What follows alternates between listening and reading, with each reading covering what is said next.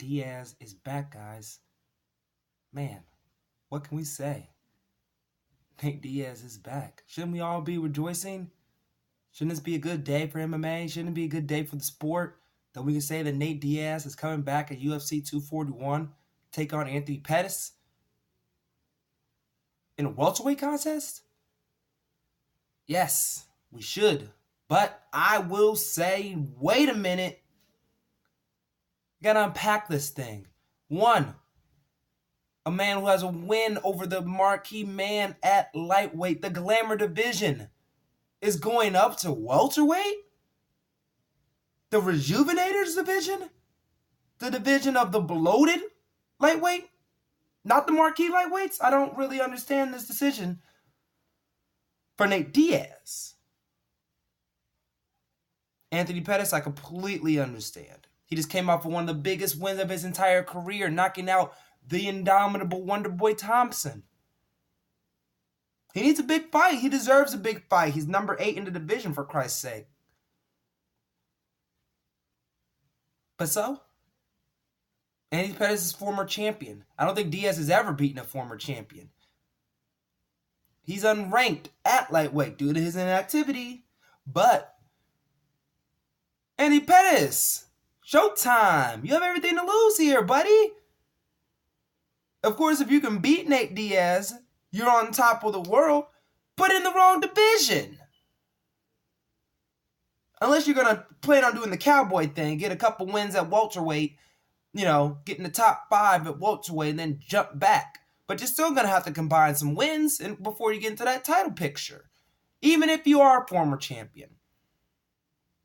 And that's really the big issue that I have with the contest, that fame-wise, one person has a lot to gain, but as long as Nate Diaz is the person that is the person that's predicting the terms, choosing where the division and the bout is going to take place, Anthony Pettis is going to be on the back foot.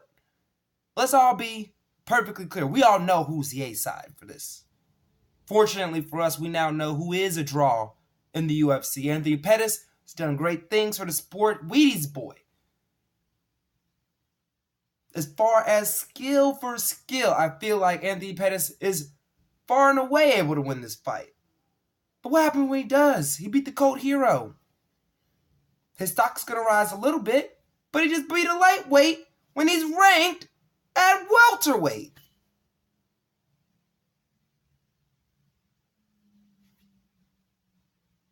Is anybody following me here? Am I jumping to conclusions? I don't think so. And we all have to think about this from the outside looking in. The UFC needs big stars. They need big stars and big fights. And they need Nate Diaz to return. And they need him to stay. So what will happen if Nate Diaz loses against Anthony Pettis? Man, the UFC is going to bite that bullet big. I don't really understand the purpose of putting him in such a position of lose-lose. Because if you beat Anthony Pettis, you beat someone that everyone thought was washed up until 2 months ago. If you lose to Anthony Pettis, Dana White will say he was right all along. You never want to allow Dana White to say he was right. He can be a pretty big prick about that. So, love the fight. Don't love the stakes. And can we just come out and just say that this isn't a real welterweight contest?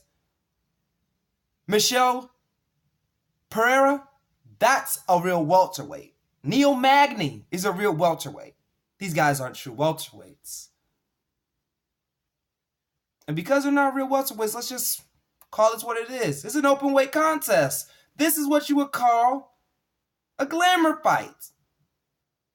And I'm all for those to help boost the drowning pay-per-view ratings and to help build ESPN Plus for the MMA fans generations down the road. But for right now, for Anthony Pettis, not really a good win-win situation it's a good win-win situation for him, but it doesn't progress him forward divisionally. Champions make more money. He's not going to be able to make more money this way. He'll be able to negotiate harder But as we've seen with Nate Diaz, if you try to play that game, you could be a victim. So, will we have a victimless crime, or will we have an amazing co-main event? It's one or the two. I'm just wanting to listen to you. This is Keep Cannon, and thanks for listening.